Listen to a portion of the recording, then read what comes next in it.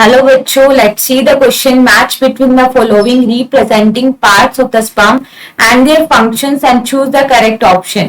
Column first and column second. Option A head, first enzymes. Option B middle piece, second sperm motility.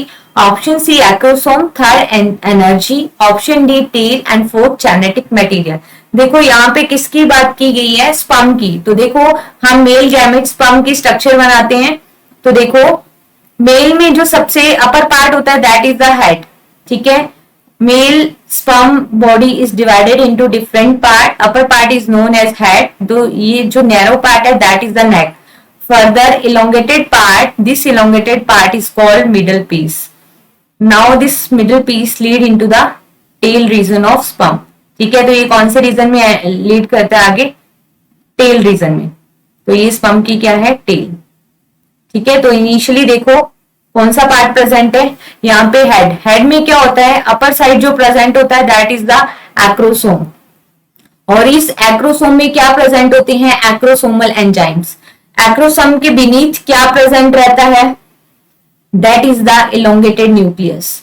और elongated nucleus के अंदर क्या present होता है? Genetic material. Acrosome and nucleus are included in the head region. और यहाँ पे क्या प्रेजेंट होता है? Further neck region. और नेक रीजन में क्या होते हैं? सेंट्रियोल प्रेजेंट होते हैं। जो सेंट्रियोल न्यूक्लियस के टुवार्ड होता है that is called proximal centriole. और जो सेंट्रियोल इसके नीचे या बीनीथ प्रेजेंट होता है that is called the distal centriole. Further sperm का कौन सा पार्ट आता है? Middle piece. और मिडल पीस में जो मिड में प्रेजेंट होता है this one is the axial filament. It is called axial filament. ठीक है, एक्सियल फिलामेंट की अराउंड स्पाइरल शेप में क्या अरेंज रहते हैं? माइटोकॉन्ड्रिया। ठीक है, यहाँ पे ये क्या अरेंज्ड है? यहाँ पे ये अरेंज्ड होते हैं माइटोकॉन्ड्रिया।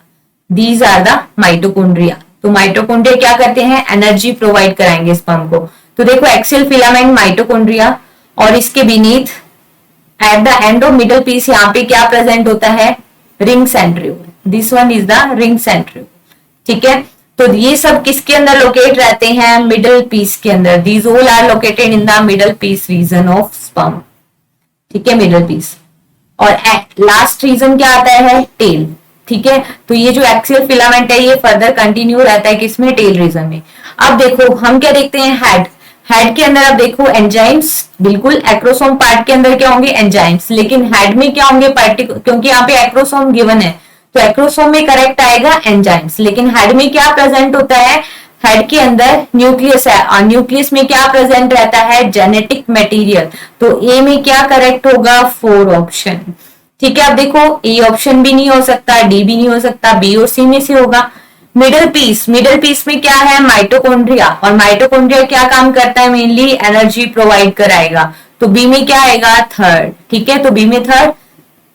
आंसर तो हमारा यहीं से आ गया। आंसर क्या होगा? बी। ठीक है, नाउ सी देखो एक्रोसोम। एक्रोसोम में क्या होंगे? Acrosomal enzyme. तो सी में आ गया फर्स्ट। और टेल रीजन किस लिए होती है स्पर्म की? तो टेल रीजन होगी मोटिलिटी के लिए। ठीक है, उसको मोटिलिटी प्रोवाइड कराएगी तभी स्पर्म क्या होगा? जेनिटल ट्रैक ऑफ फीमेल तक पहुंच पाएगा। तो यहाँ पे करेक्ट आंसर क्या आ रहा है? Option number B. ठीक है, बेस्ट ऑफ लक।